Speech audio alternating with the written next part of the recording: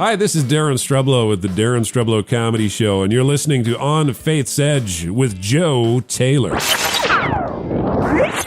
God doesn't need me to go chew on glass and to be miserable. God has gifted me my gifts for a reason. It's not by accident.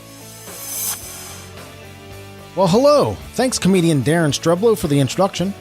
I don't care what you say, Darren. You're a really good guy.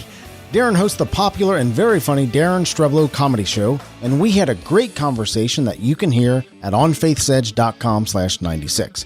That's onfaithsedge.com/96. Welcome to the 97th episode of On Faith's Edge. My name is Joe Taylor, recovering atheist and your servant in Jesus Christ. This is your place to hear conversations about God and living a life of faith in Jesus Christ. If you want to contact me, I am most active on Twitter at @4JoeTaylor. That's @4JoeTaylor. FORJOETAYLOR.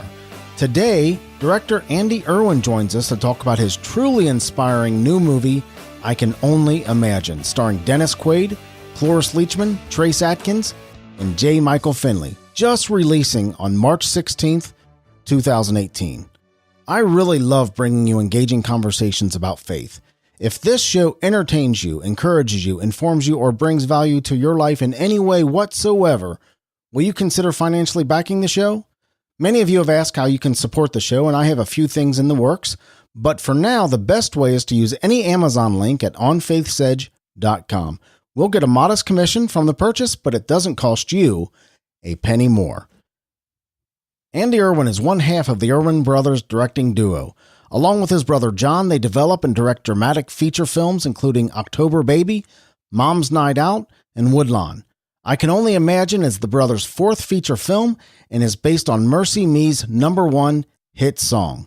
Featuring an all-star cast including Dennis Quaid, Oscar winner Cloris Leachman, platinum-selling country music legend Trace Atkins, and Broadway's J. Michael Finley.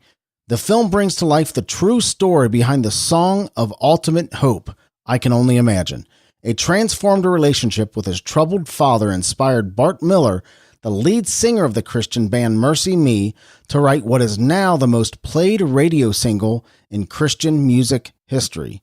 This story beautifully illustrates that nobody is ever too far from God's love, or too far from an eternal home in heaven. In today's conversation, we talk about I Can Only Imagine. We discuss why Bart Miller wanted the Erwin brothers for this film, what attracted stars like Dennis Quaid and Cloris Leachman to the movie, how Andy was personally impacted while making this movie, why he makes Christian films and especially those based on real-life people, his philosophy on hiring actors for faith-based films and their faith foundation, and how one piece of wise advice from his dad changed Andy's path. Why would you ever give up the glorious life of ESPN camera operator to working with Patricia Heaton, Sean Astin, Trace Atkins, and Dennis Quaid? You know, it's a good question, Joe.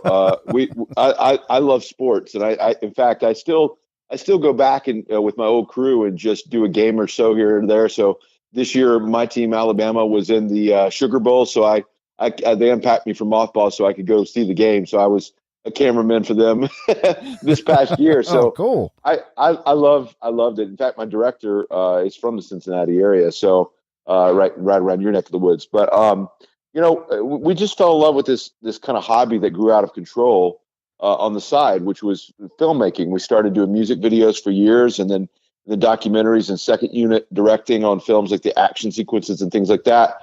And then, just kind of stumbled onto some stories that we fell in love with that we said, hey, what if we gave this a shot to see if we have a voice as a filmmaker? That was 10 years ago. And I went to my director at ESPN and I said, I feel like I've got to chase this dream. Otherwise, it's going to be that nagging suspicion of what could have been. And we jumped off and off the cliff, and we haven't looked back since. We've been making movies ever since. So this is our fourth feature that we're about to release. Yeah, we're going to talk about it. I Can Only Imagine. Was Woodlawn your first project? No, our very first one was a movie called October Baby. Okay. And then we did a comedy with Sony called Mom's Night Out, and then Woodlawn was our third film. and I Can Only Imagine is our newest. Gotcha. I thought Woodlawn came before Mom's Night Out. Great movies, man. Great Thanks, movies. Man. I really appreciate it. Yeah. I Can Only Imagine is the most played song in the history of Christian music. It's a powerful, powerful song, man. Yeah. How did you find out that the backstory to the song is even more powerful?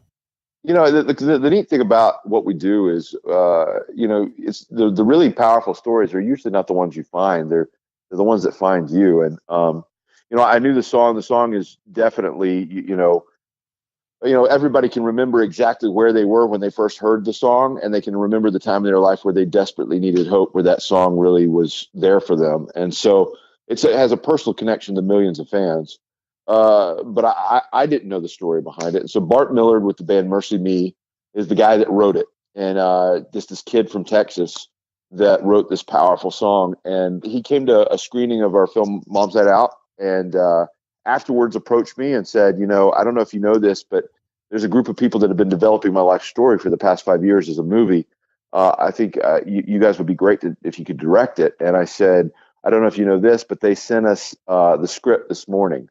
And it just was kind of meant to be. And as we dug into the story, it's an amazing father-son redemption story that has moments in it that are just too magical to believe, but it's real. And you know, just the most powerful redemption story I've come across. And Dennis Quaid plays his father in this movie, and it's something that, you know, I kept pinching myself saying, how in the world did this fall into our lap that we get to tell this story?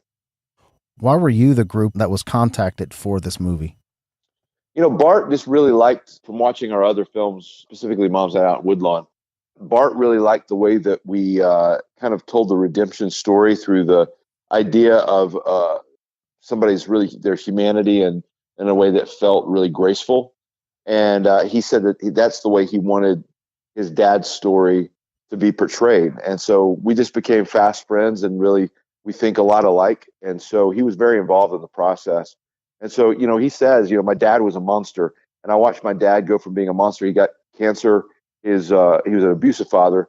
He got cancer when Bart was in high school. And he said, during the time of him passing away of cancer, he said, I watched God change my dad from a monster to somebody that was totally in love with Jesus and was the man I always hoped to be my best friend. He said, if the gospel can change that dude, the gospel can change anybody. And so we really just told this story of redemption, the healing of a father-son relationship. And somebody at the funeral told Bart, I can only imagine what your dad is seeing in heaven right now. And it just stuck with him. And that became his message for his music of redemption. And so Dennis Quaid plays the part in an incredible way. And I don't know why God just really just selected us to tell this story, but I'm really grateful that he did, because we just fell in love with it. Dennis Quaid has been in some incredible movies. Yes. From Frequency, Yep. And forward. I mean, and backward, just incredible performances. Right. I'm hearing that this may be Dennis Quaid's most powerful performance in his career. It's definitely up there. You know, I've been a big Dennis Quaid fan for years, whether it's The Rookie or like I said, Frequency. Frequency, I was a big fan of the father-son story, and that one it was a real treat. I was actually in New York all week promoting the film with Dennis. He was doing the press tour for us. And the hotel we were staying at, we were pulling out of the hotel, and he pointed at the fire station. He said, that's the fire station we filmed Frequency at. So that was kind of a treat for me. But this one is special because Dennis said, I always play the characters that start out as the nice guy and get a little bit nicer by the end of the story. That I've never played a guy that's run the gamut of this big of a transformation. It starts with a really rough character that you hate, and then by the end, this childlike character that you love. And it's amazing to see the transformation. And there's a couple of scenes where I just was just kind of in awe, because Dennis completely disappeared and this character of Arthur came to life. And he definitely gives a career performance in this one. And it's because he loved the material. He said, I love Bart. I love this character of Arthur, and he gave his all for it. And that's a tribute to him. That may have answered kind of my next question, at least partially. But what has attracted the likes of Dennis Quaid and Cloris Leachman to this project? Dennis, and then Cloris won an Oscar before I was born, so she's definitely a legend. Dennis he said, I didn't really look at it through the lens of a faith story or a Christian story. He said, I just looked at it as a good story. And he said, when I read this material and I saw the transformation in this character, it intrigued me to ask questions of, what makes this guy tick. And he really wanted to honor Bart's story. So Bart was on set every day, kind of communicating stuff about his dad to Dennis, and Dennis really just absorbed it like a sponge. And then Bart was really the first audience that got to watch it behind the monitor. And he just really, for whatever reason, had a lot of empathy for Arthur's character and really embraced the redemption story and the Christianity in the story as just, this is part of the universe he's telling, and really went authentically at it. There's some moments that are just, you watching an audience, it just takes their breath away just to see, this guy just be redeemed. It's really, really cool. I can tell that this was a real passion project for you, Andy. I mean, you can tell the passion in your voice. But mm-hmm. in making this movie, how were you personally impacted in telling Bart's story?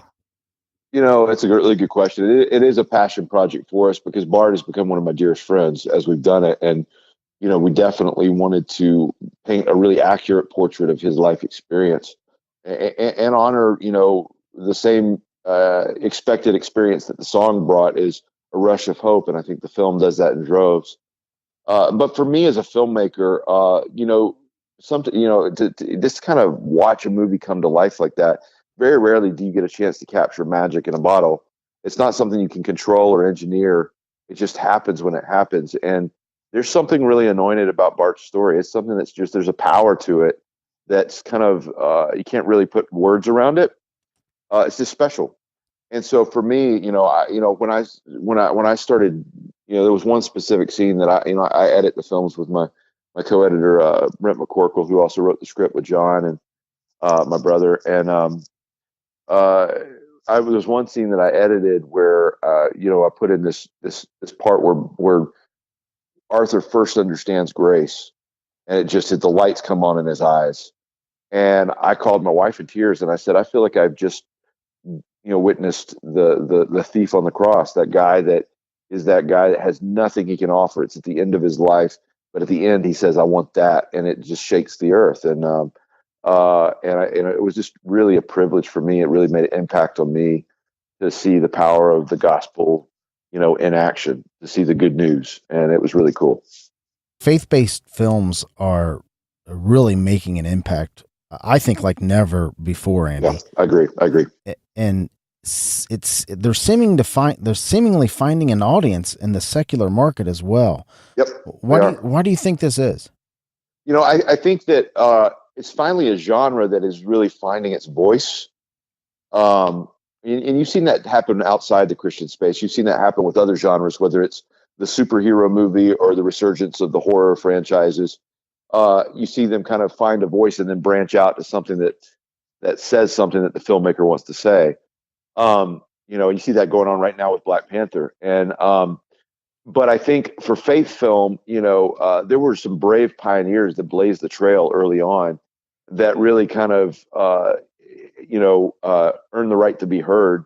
And we had a lot of catch up to do. And so those first pioneers really blazed the trail for all of us that have followed in a way that my hat goes off to them. And I think as we've all come around, there's a group of us, so probably about a dozen of us that are making movies on a continual basis, that we all push each other and strive to get better and better and better and take the next step towards quality. And I think as a result, you see people really craving this and the audience growing. And then the fear of missing out kicks in with the general moviegoer saying, what's this, faith film about? And they want to know what it's about. So I remember, I watched last year, Case for Christ, when it came out. I called John Gunn, the director, and I said, you've just done the best faith film I've ever seen, and that includes anything I've done. And so hopefully, I can only imagine, takes it a step further. And then, the Kendrick brothers come out with the next film, and it takes it a step further. And I just see that we're all kind of encouraging each other on towards quality. And I think as a result, we become very relevant. And the opportunity to be able to be a Christian in this genre in Hollywood is pretty amazing, because the storytelling is getting better and better. I was speaking recently with David A.R. White from PureFlix. Yeah, David's a good friend. He echoed the same sentiment. It's about story first and foremost, you can't tell a story in today's day without outstanding quality. And the quality, as I think, is what is making the difference. And he echoed the same. And it's great to see you guys, this camaraderie. Like you said, he's a friend of yours, and this camaraderie where you drive each other to make better films. And I really do. I think it's making a huge impact in the secular market. Yeah, I agree. I think that it's really neat to see that happen. And, it's an encouragement we've all given each other along the way, because there's not many of us doing it. And then hopefully it paves the way for our next generation. But I had dinner with the Kendrick brothers the other day, was talking to them about their next film that would be a follow-up to War Room. I can't tell what it is, but I can tell you that hearing their idea really excited me. And they've been a huge encouragement to us with Imagine. And then, just along the way, we all just encourage each other of, hey, take the baton a step farther. And as a result, I think that this door of opportunity could grow into something that's permanent. And I'm really excited about the future. Andy, you've made a number of films based on real life people. Does this add any complexities to the process? It actually simplifies it. Telling a real life story is something we fell in love with Woodlawn. We had dabbled in it because our background was documentary filmmaking. We made a documentary called The Cross and the Towers on the after effects of 9/11. And then we did, this past summer, we produced a film that my brother John and Ben Smallbone directed called American Icon, about Steve McQueen's conversion. And, we've dabbled in it with our documentaries. But with Woodlawn, we really fell in love with the power of a true story that allowed us to present the gospel in a way that makes sense to a mainstream audience, because they can watch it and be like, it develops out a world that allows you to kind of explain it and show it in action, rather than it being just about the message. It's really about somebody's real life experience, and it gives you, kind of guidelines for how to tell the story. And it's just about selecting the right story that deserves to be told. And I think with Bart's story with Imagine, it was like all the elements were just there in droves, to where we just kept saying, this is too good to be true that this actually happened. So we love true stories. I think it's kind of become our niche. It's what really excites us, is true stories at this point. This is a fantastic movie, man. The reviews, early reviews are incredible. The screening that I've seen, people were just emotionally impacted, like you see rarely in a film. So well done, man. Well done. Thanks, man. Yeah. That means a lot, Joe. I really appreciate that. I'm just privileged to be a part of it. It's cool to see what God's doing. What's next up for the Erwin brothers? Well, next up is March 16th. We come out theaters nationwide March 16th, and somebody far more spiritually tuned in than I am mentioned that was 3:16, and like John 3:16, and so I said, of course, that's exactly why we planned that. So we're taking credit for it now. Yeah, so opening weekend is critical for films like ours. Because that's where we really maximize the how broad and wide the film is going to go out to the general public. And the numbers that we do opening weekend is about how long we can stay competing against the big blockbusters that are on the horizon. So that's huge. And if you have any questions about it, you can go to icanonlyimagine.com, look for theaters near you, buy tickets, take a group, invite your friends that may not know much about Christianity, because you can be really proud that this will be a way that they can really kind of be introduced through a good story. And then after that, I plan on passing out for at least a month. and then once I come to, John and my brother and I will sit down and look at, we have 4 or 5 other films that are in the queue to start working on. And they're all in different stages, but there's a couple that are coming up next that I'm really excited about. So we always keep telling stories, but what allows us to keep telling stories is how well it does in theaters. And so getting the audience out March 16th is what is so important. It's an amazing song. Just kind of happened. Took about 10 minutes, I guess. Bart, you didn't write this song in 10 minutes. It took a lifetime. How'd you do this? I've never told anybody my story. When I was 11 years old, life was tough. Where's Mama? She's gone. She don't want me no more. And she don't want you neither. And I've always loved music. And I found some songs that I held on to. They gave me hope. Mercy me, that can't be his real voice. Because I needed it. Dad, I can do this. No, you can't. And you're going to blink your eyes and you're going to realize that life has gotten you nowhere because you chased some stupid dream. I'm leaving, Shan. I want you to know that I pray for you all the time. And I hope that you find whatever it is that you're looking for out there. What are you running from? My dad. Then write about it. Let that pain become your inspiration. I have some stuff I need to sort out. And I deal with it the only way I know how.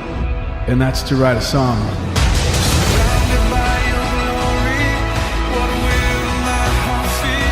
You hungry? Set the table. What is this? I want to make things right with you and me.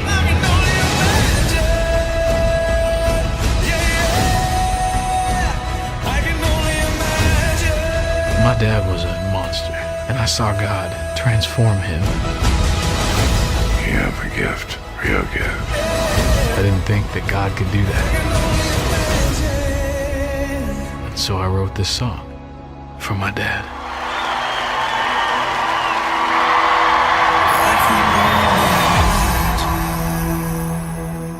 Andy, how did you come to believe in Jesus Christ? Joe, I was raised in a Christian home. My parents, my dad, very involved in a lot of different ministries growing up. In fact, the character that Sean Astin plays in Woodlawn is a combination of him. My dad's name is Hank, and his boss that was an evangelist named Wells Goebel. So I grew up hearing the Woodlawn story as a bedtime story. So when we got into filmmaking, that's why we were so attracted to that story, because of my dad's experience with that team. And when it became personal for me, was actually after Bible college. I went through 2 years of Bible college, a year of ministry, and knew a lot about Christianity, but it never really come to a point that it was really personal. And I think God brought me to kind of the end of myself, to where finally somebody that I love very dearly pulled me to the side and said, Andy, saw how miserable I was, and said, Andy, do you know if you belong to Christ? And I just said, I've been waiting 21 years of my life for somebody to ask me that question. They said, well, you know the gospel, you know what Christ did for you. Are you ready to make it personal? And I just finally had to bend my knee to God and say, God, it's not for everybody else. I'm a sinner. I desperately need a savior. I need you. And it was at that moment, around that time, that I began to find my love of camera work and things like that. And I remember talking to my dad and just saying, I'd been to a missions conference. And at the missions conference, I called him afterwards and I said, Dad, I think I'm going to go translate Bibles overseas on some unreached people group. And he laughed and he said, is that what you want to do? And I said, well, no, not at all. I said, I'm only doing that because that's what I think you have to do to be a really good Christian. And he said, Andy, what's in your hand? I said, a camera. He said, Andy, give God what's in your hand. Let him figure out how to use it. And, wow. And I didn't know what God's plan for us was with that. And I don't have great ambitions. My brother's the dreamer. I'm kind of the doer. Along the way, to see how God has opened up the door for it to preach the gospel to thousands and thousands of people, and it's been like for instance, Woodlawn estimated 25,000 decisions for Christ that people call in the 1-800 number at the end of the film. So to be a part of that is just I don't know how that became me that was involved in that, but it was just God and His grace. And I think the more I grow as a Christian, the more I see how complete the redemption story is and how much Jesus did really do it all for us. And He does have our life planned out in front of us, to where all we have to do is walk in the good works He's already prepared for us. And it's not about us being good enough for God. He was good enough for us and did it all for us. And the more I understand grace, the more it just excites my heart for stories of redemption. And just the Lord keeps dropping these stories in our lap that really highlight the power of the gospel in action. And gospel means good news for sinners. It's not a list of to-dos to get to God. It's about understanding He did it all for you. And I'm privileged to be just able to use a camera to tell those stories of redemption. the quote from your father speaks to so much, man. Yep. What's in your hand? A camera. Well, use what God. How would he say? Use what God put in your hand. He said, "Give God what's in your hand. Let Him figure out how to use it." That's strong, man. Yeah, it does. And for each person, that can be something different. I mean, I think a lot of times we see a definite line between the spiritual and the secular, and say, well, this can't be. This isn't sacred. This is, how could God ever use me working at at a local grocery store or at a post office, and understanding that God uses all people from all walks. So just all He wants is your heart to say, Lord, I trust you. Show me what your purpose and what you designed me for. And it's amazing to see something that you think is very simple and very common, that God can turn into something really spectacular. You also alluded to something that I think a trap that all Christians, especially new adult Christians or Christians who have kind of, as an adult, drew that line in the sand like you did. We automatically think we have to move to Africa and translate Bibles or feed, and those are all righteous causes. Don't get me wrong. Absolutely. Those are all righteous, but we all feel like, well, that's where every good Christian has to move to Ethiopia and live a life as a pauper in the jungle, bringing people to Christ. And that, like I said, it's all righteous work, but man, what a great way of putting it, that wherever you are, a postal worker, a filmmaker, a salesperson, glorify God in what you're doing and let God move you in the direction that He wants to move you. And you never know where you're going to end up. Yeah, it's exactly right. I mean, it's the instructions that Jesus gave the early church. He said, start exactly where you are. And where they were was Jerusalem. And He said, then branch out to the neighboring countryside and then go to the ends of the earth. And I think, the thing that is the most challenging thing that I think is as a believer is to really believe that Jesus didn't just cover my past sins, but He covered everything. And to really kind of embrace, God loves me. God doesn't need me to go chew on glass and to be miserable. God has gifted me my gifts for a reason. It's not by accident. So it's just a matter of then trusting that same God with those gifts of saying, Lord, you've given this to me. I'm giving it back to you. What do you want to do with it? What's your big picture? What's your vision for my life? And then being able to trust that we don't have to go out and do it all for God. He wants to do it through us. And when a person comes to that point of submission, of really trusting that God loves them and they can trust Him with their lives, that's when it shakes the world. And that's the story of what God did with Bart Millard, with his gift of singing and writing this song, And I Can Only Imagine.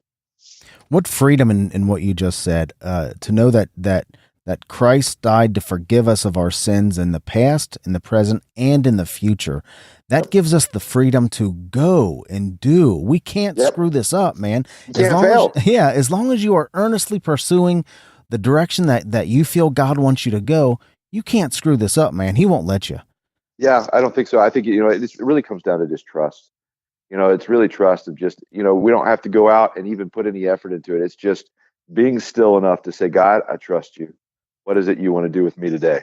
And if He's put a camera in your hand, use it. If He is, giving you, you pushing a lawnmower for the day, use it. God will use you where He's put you. Let Him figure out how to do it. Have you ever questioned your faith, Andy? Or the existence of God? Absolutely. Absolutely. I think that we've all had those dark nights of the soul where we kind of stop and say, God, are you real? Or is this all fake? Or do I have the real thing? And I think the beauty of it is, when you truly come to Christ, it's not you that's holding on to God. It's Him that's holding on to you. He can't deny Himself. He's given His Holy Spirit to you as a deposit to say, you're mine.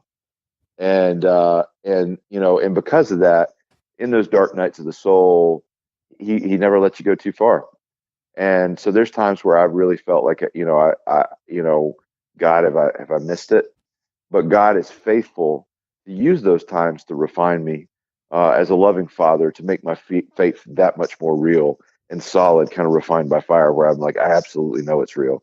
And those times where I thought like this is killing me, it's actually God making me stronger to really know what I believe. And again, we're His workmanship. So we're not the ones that are doing the the shaping of the clay. That's him. And he allows us to go through those times of questioning to really solidify our faith. And faith that hasn't been tested is pretty shallow. And I think he allows us to be tested to really kind of develop a confidence and a trust that he really is who he says he is. You know, you bring up a good point in that context is don't be afraid to question your faith. God's big enough to handle it. Absolutely. Don't be afraid. I mean, he wants us to, because every time I do it, and I do it a lot, believe me, every time I do it, it strengthens my faith, my cynicism and my skepticism. When I'm forced to take a hard look at my faith, it does nothing but strengthen it. So don't be afraid to question your faith and ask God to clarify the things that are confusing to you. He's big enough for those hard questions. No doubt. He really is. He's God for his sake. Yeah. And, you look at David, and David's a man after God's own heart, and look at the wrestling matches that David had emotionally with God, where he was just crying out to God saying, "You've abandoned me. What's going on?" But then he always brought it back to, "I choose to trust you." And I think that's the simple faith. And that faith can be really, really small at times, where it's just, Lord, I've got, and that's another song that Bart has just written that's been very popular this year, is the song "Even If," that's blown up and been his new big hit. Is it talks about going through those dark night of the soul moments of saying, "God, why don't you're not answering this prayer? Where are you? And even if you don't answer it, I'm still going to trust you." It really just comes back to that simple childlike trust of saying, "I don't understand you, God, but I'm choosing to trust." And he's always big enough to trust. Finally, as we wrap up, Andy, what would you say to that person that is right on faith's edge, making that choice to believe or not to believe in God? I just would really communicate to that person grace, that God absolutely loves you. He has a wonderful plan for your life. And the God of the universe did all the hard work for you. The beauty of redemption is that there's nothing in your past that's too big to forgive. Jesus covered all of it with his death. He took all the punishment. And there's nothing that you have to do to earn it. Jesus did all that too. He was the perfect one for you. All that's left for you is, are you going to choose to trust your life to this God of the universe that's done everything for you? It's a free gift. And there's nothing you have to do. You don't have to work for it. And just put your trust in that God, because it's amazing. The plan that you have for yourself is so much smaller than the amazing plan God has for your life. I don't think we can say anything more than that. Andy Erwin, thank you so much for being with us today. Thank you for making this movie. I Can Only Imagine, coming out on March 16th, 2018. Wow, what a powerful, powerful story. Well done, man. Thank you, Joe. Appreciate the friendship, and thanks for helping get the word out. God bless you, brother. I Can Only Imagine premieres nationwide on March 16th, 2018. The movie's website is icanonlyimagine.com, and you can follow the movie and the Erwin brothers on Facebook and Twitter.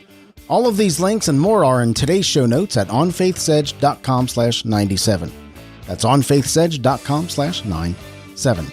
Next show, I speak with singer, songwriter, and actor Jesse Pruitt on the release of his new CD, The Journey, and his prolific feature film work.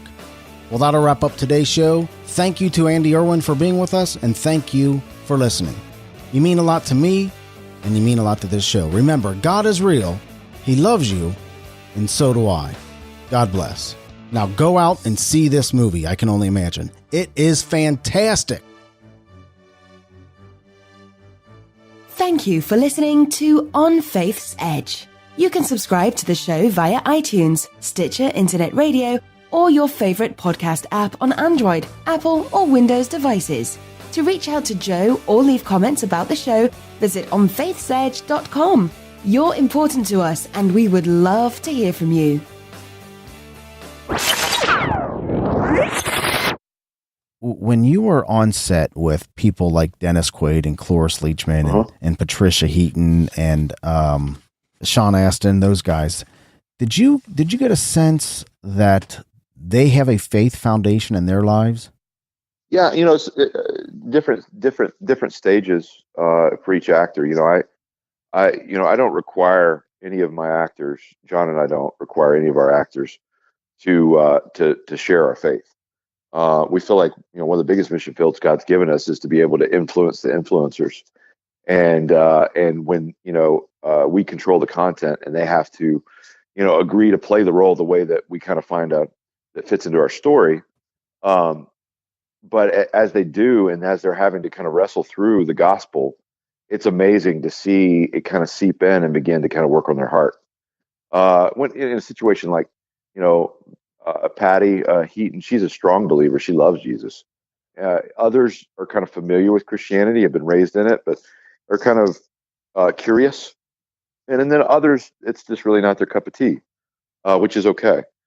But to see it kind of seep in is pretty cool. And there's opportunities that present itself to be able to explain it. There's one actor that isn't a believer, but he was doing a scene in one of our movies, and it was a conversion type thing. And he came to me and John, my brother, before we started filming it, and he said, "Can you help me understand what we're doing here?"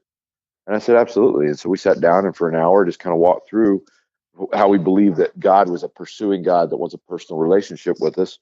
And it comes to a point where a person, instead of being a self-made person, has to bend their knee to that God and accept his free gift of eternal life through Jesus. And there's a humbling experience of childlike faith of being able to receive that. But then all this grace is just lavished on that person. He becomes part of God's family. And it was amazing to see this actor kind of really interpret that and bring it into the scene. And then it kind of to begin to kind of minister to him on a personal level. Some people are called to plant the seed, others to water, others to harvest. Along the way with the actors on set, we play, one of those three roles at any time. And there's times we've got to do any of those parts. It's neat to see God work on the heart because the gospel is powerful and it doesn't, it's not dormant, it's active, and it really does change lives. What an amazing mission field, huh, brother?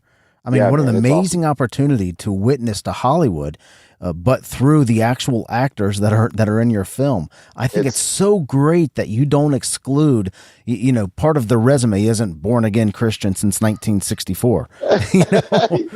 For each person, each person's a different calling, and that's what other filmmakers are called to do it differently, and that's fine. But for us, our primary focus for our filmmaking is evangelism. It's to show the power of the gospel to a world that doesn't quite understand it.